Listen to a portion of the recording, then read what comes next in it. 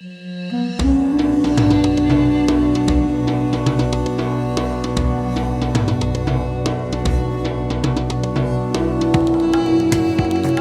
Akbar, Chairperson and CEO of OiLSERV Kuwait. Sara, your thoughts at this stage? We're supposedly about a month into this quote-unquote ceasefire, obviously multiple violations, but nonetheless still defined as a ceasefire that Donald Trump described yesterday as on life support with only a 1% chance of surviving. What are your thoughts on the context of that statement and the idea that this crisis, this kinetic war is not over? Well, good morning, all. I think, as Mr. President Trump said, it's in life support, and chances that this can lead to a peace deal are very, very slim. And what we see, I think, is a lot of repositioning, restocking. So there is a lot of preparation that is happening in the region, even for maybe another round of, some kind of another war, another strike or something, some kind of action. The way it looks is there will be some more action before we see a real peace deal. And I think as a result, you will see this turbulence, this uncertainty in the oil price and this to continue. But what is emerging, which is really strange, is that there is more acceptance that Iran controls Hormuz and charges people for passing through or taking permission. And this is crazy because, I mean, why would the GCC accept anything like that? This strait has been there for thousands of years. Everybody has been using it, and it's all free for navigation and for moving through. But now the way it But I suppose the question is on that, Sara, is what is everybody willing to sacrifice in order to maintain a free pass in the Strait of Hormuz if the conflict restarts? I mean, the CEO of Total says it's better to pay a toll than to not be able to pass. Correct, but that kind of world where it is under the whole world is hostage to one country controlling this passage is completely unacceptable as well. I mean, if people start to pay now, it will be like, okay, so we accept this kind of world. But it's crazy because there is no guarantees whatsoever that this country will actually abide by any of these agreements or whatever they signed. And then we are back into this world of chaos. And so do you think the Gulf states would be more willing to go back to conflict than to allow that situation to emerge at the risk of maybe outcome, definitely, if this is the kind of outcome that we are all hostage to the Strait of Hormuz and we can't survive. I mean, look at us now: Kuwait, Iraq, Qatar, Bahrain. We have zero exports. We cannot import again. I mean, there is some import, but very little. And we are scratching our head how to maneuver and what to get to alternate routes. We know we go through Jeddah, we go through this. But this is not the world we have been living in for like ever. The whole history of this region, we've never had anything like that. So there has to be a solution for this. And I believe genuinely that the solution will come from the region itself. People are sitting around the Gulf should sit together and agree to a solution which guarantees free access through the strait to all and not make anybody hostage to traffic in this strait. So yes, there has to be some agreement between the countries in the region. Maybe. But you're indicating that the regional countries, the Gulf states, would be supportive of a return of the conflict rather than leave Iran as the gatekeeper of the Strait of Hormuz, that would be the preference of the GCC, generally speaking. Well, definitely we would not want Iran to be the gatekeeper.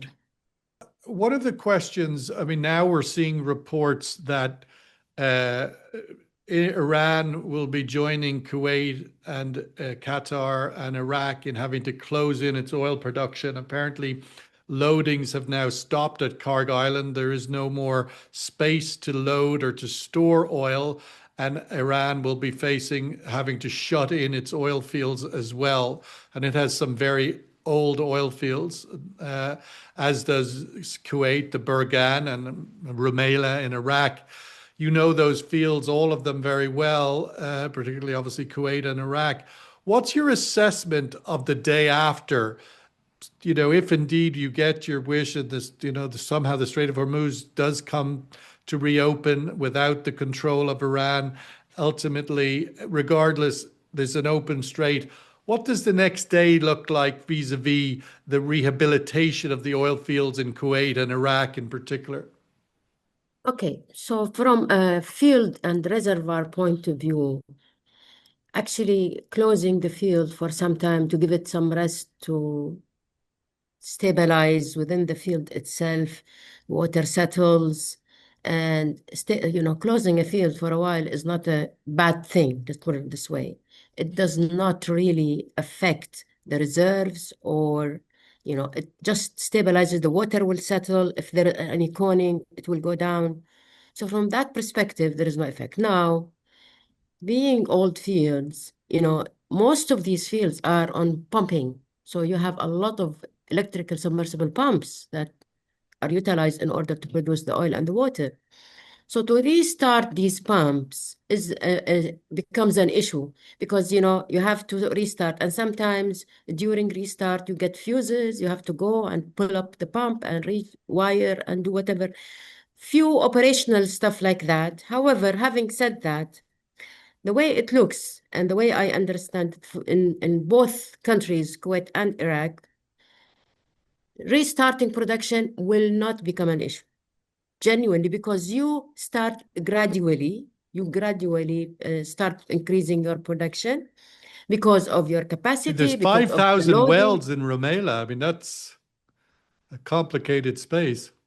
Well, and they are not all producers. Yeah. So you have producers, you have injectors, and you have shutting wells, and some of them, not you cannot utilize them. So yeah, you have big numbers of wells, but I tell you, we have gone through this before in Kuwait. For example, after the liberation of Kuwait, we had everything burned and shut down. We managed to bring back production in like 3 months. Although the facilities were damaged that time, the pipelines were damaged, but we recovered in no time. You see, the oil industry is really efficient when they come against a crisis. They are really efficient and they can do things very in a very fast track. What So I about am the not really deci- concerned about production coming back. what about the decision to actually turn on production? I mean, if Hormuz opens tomorrow, would KPC wait a month until maybe the ceasefire is secure, that the politics are anchored, that there's a real green light, as compared to starting up and then having to close again? If we can find ships that can accept to go and lift crude and go through the strait, I mean, we'll do it next day, same day. We'll not wait. Why would Not we wait. wait? We have the capacity. We have the tanks are full, so you just offload the tanks into the tanker and start moving. Once you offload from the tanks, then you have more space, and then you gradually continue to replenish, and things go back to normal. Sara, listening to a lot of the comments today and throughout the recent weeks, there's no doubt that the US is a big winner here to this. They've exporting more oil than they've ever exported, more gas than they've ever exported, and the list goes on. Probably in time, more agriculture, and given the impact on the global South's ability to produce food with the lack of high nitrogen and so I'm wondering, are America, do you think, suitably incentivized to resolve this crisis? Absolutely not, Sean. It's not only that, the two things that are being sold at hotcakes now is oil and gas and weapons. You forgot about the weapon industry.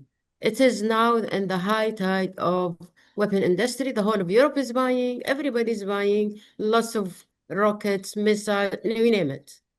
So these two elements are the main drivers for the deep state kind of, and the biggest winner of the day at this end of day is actually the US. So they are really not incentivized to reach any kind of agreement at this point in time. I think, they are looking towards the midterm elections. Yes, absolutely. They want to see the oil price down, and they are trying to figure out how to dismantle OPEC so that they have full control over oil pricing. Probably, I think their next step would be Venezuela coming out of OPEC and, exporting whatever they like out of OPEC.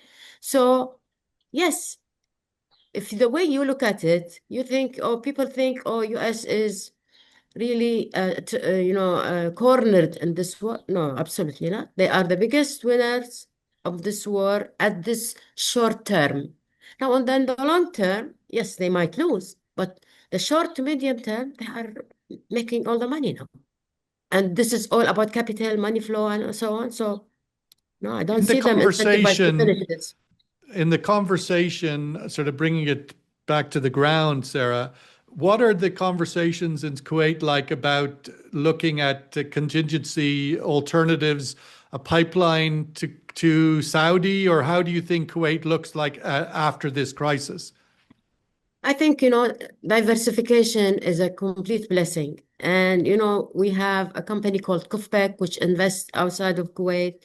And the revenues from Kufbek genuinely saves the day, kind of saves the day, but we have a huge deficit in our budget at this point in time because of the sort of revenue. So I think there will be bigger driver to diversify and to try to have multiple baskets for even oil and gas production.